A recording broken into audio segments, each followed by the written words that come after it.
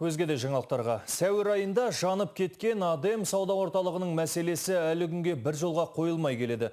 Бүгін Атамекен ұлттық кәсіпкерлер палатасы сол өрттің шыққанына 3 айдан асса да төтенше жағдайлар департаменті әлі бірде-бір рет үн қатпады деп отыр.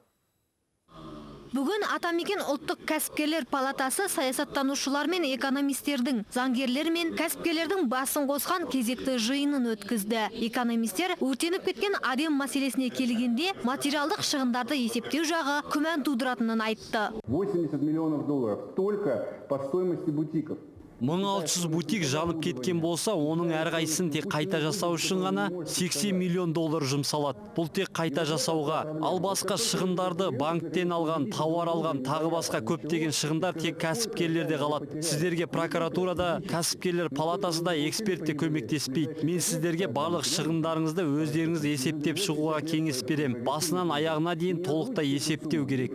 Адем сауда орталығы жанып кеткеннен кейін Адем 2, Адем 3 ғимараттары қайта жөндеуден өтіп пайдалануға берілген. Тамыз айында Адем 4 уақытша ғимараты берілмек. Ал кәсіпкерлердің материалдық шығындарына көмек ретінде кәсіпкерлер палатасы екінші деңгейлі банктерден саудагерлердің несиесіне бір жеңілдік беруді сұрапты. Көбі кредит алған еді. Солардың шешілетін мәселесі қалай болады деп біз енді бір 10 шақты банктердің атына хат жазған едік. Бірақ дағы 1-2-3 банкте ғана бізге осы өздерінің мүмкіншіліктерін, ой пікірлерін бізге жеткізді. Енді расында дағы кейбір банктер енді сол шешеміз деп отыр. Ал кәсіпкерлер жағы екінші деңгейлі банктер тарапынан қандайда бір көмек боларына сенбейді. Айтуларынша олар талай банктың табалдырығын тоздырған. Бәрімізде кредит.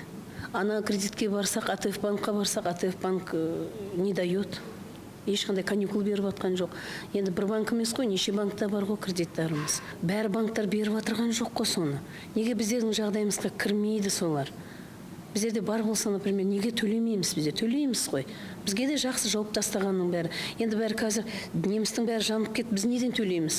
Сондай-ақ бүгінгі жиында елімізде қанша базар жанып кетсе де төтенше жағдайлар департаменті сол өрттің неден шыққанын, кім кінәлі екенін ешқашан анықтап айтқан емес дейді кәсіпкерлер палатасы. Естеріңізге салсақ, Алматыда Барахолка, Адем, Алтын Орда базарлары өртенсе, Шымкентте Бекжан, Түркістандағы жалғыз Қуаныш базары да жанып кеткен болатын. Ақбота Мұсабекқызы, Жанат Абдырахманов, Казахньюс, Алматы.